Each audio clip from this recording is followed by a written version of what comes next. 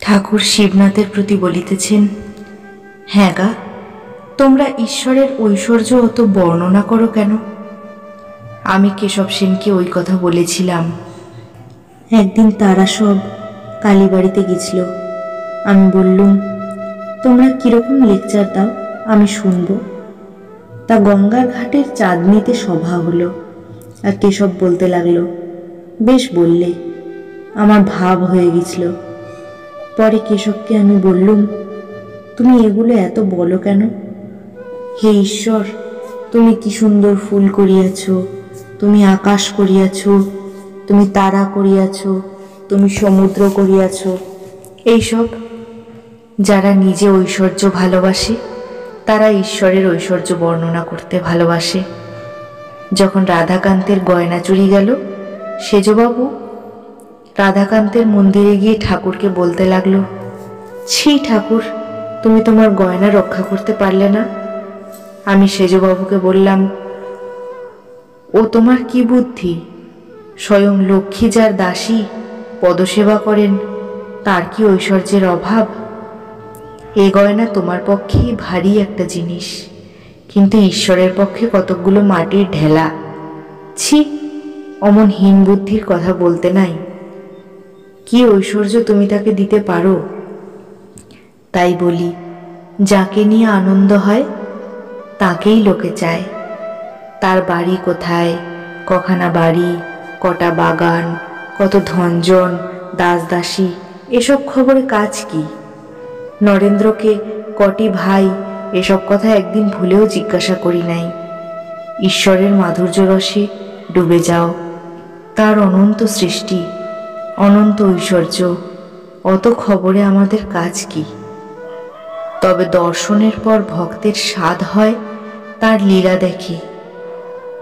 রামচন্দ্র রাবণ বধের পর রাক্ষসপুরী প্রবেশ করলেন।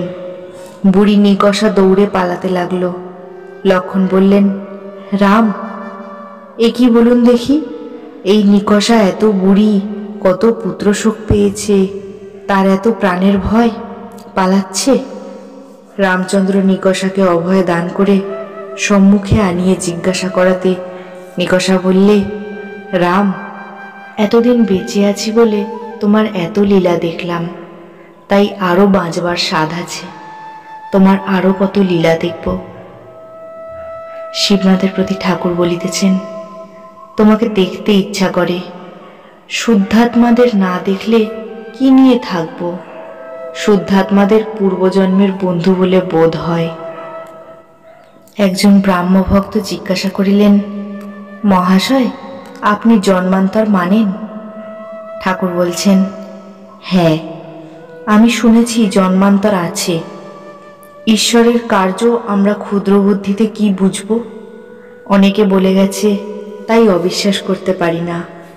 ভীষ্মদেব দেহত্যাগ করবেন, সরসজ্জায় শুয়ে আছেন, পাণ্ডবেরা শ্রীকৃষ্ণের সঙ্গে সব দাঁড়িয়ে। তারা দেখলেন যে ভীষ্মদেবের চক্ষু দিয়ে জল পড়ছে। অর্জুন শ্রীকৃষ্ণকে বললেন, ভাই, কি আশ্চর্য! পিতামহ, যিনি স্বয়ং ভীষ্মদেব, সত্যবাদী, জিতেন্দ্রিয়, জ্ঞানী, অষ্টবসুর এক বসু, তিনিও দেহত্যাগের সময় মায়াতে কাঁদছেন। শ্রীকৃষ্ণ ভীষ্মদেবকে এ কথা বলাতে তিনি বললেন, কৃষ্ণ, তুমি বেশ জানো আমি সেজন্য কাঁদছি না। যখন ভাবছি যে যে পাণ্ডবদের স্বয়ং ভগবান নিজে সারথি, তাদেরও দুঃখ বিপদের শেষ নাই, তখন এই মনে করে কাঁদছি যে ভগবানের কার্য কিছুই বুঝতে পারলাম না।